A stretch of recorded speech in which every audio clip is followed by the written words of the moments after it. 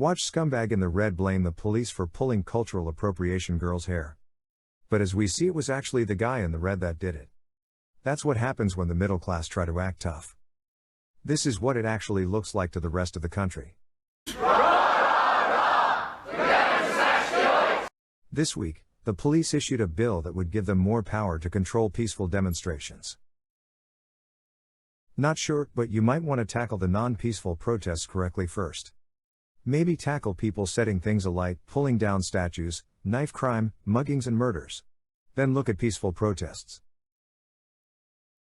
Also, maybe look into why both this and the BLM protests both started in Bristol and if it's the same group of people vandalizing the city.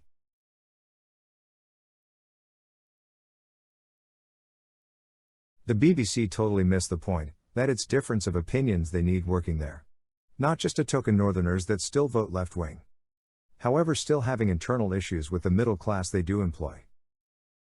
Meanwhile, the most popular president in America ever, and most powerful man in the world, finally gave his first press conference, but stumbled around sentences, forgot what he was talking about and thought he'd been in the Senate for 120 years.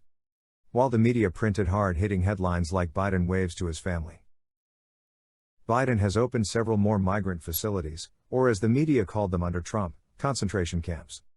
One of which Kamala Harris protested outside of, just a couple of years ago. Because their ratings are falling, as they have no Trump news to report, CNN might have been caught trying to stage a fake migrant crossing, filming in a place migrants do not have access to, they would not cross in broad daylight, and normally smugglers do not hand out face masks and life jackets. The EU prepares to stop vaccine exports to the UK. Nike and H&M are facing a backlash in China, after they expressed concern about the alleged use of Uyghur forced labor in cotton production. Both companies have used sweatshops in the past are now getting choosy about which sweatshops they use. A student was banned from Aberdeen University for saying "Rule Britannia" in a British Army debate. Meghan Markle and Prince Harry hire a strategist who thinks all white people are rife with internalized racism. Maybe they should copy the BBC and start to employ a working class person that's not racist or racked with internalized guilt. Mina Smallman, the mother of two women found dead in North London, has questioned why the deaths of her daughters received comparatively little attention at the time. She said, "Other people have more kudos in this world than people of color." However, what the race-bait media won't tell her is that it's probably nothing to do with their skin color. But maybe something to do with the accused murderer's surname, Daniel Hussein. I wonder if Mina Smallman has heard of Lorraine Cox? Probably not, as that was mostly kept quiet by the media. Her body dismembered by Azam Mangori, a failed asylum seeker.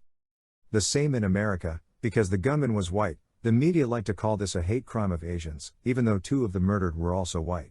However, in the Boulder shootings, because all of these victims were white, this is not a hate crime, because the shooter is a Muslim from Syria. You remember Syria, the place Biden just bombed? But let's not have that conversation, as it makes the police nervous and the press terrified, as it could mean Charlie Hebdo for them.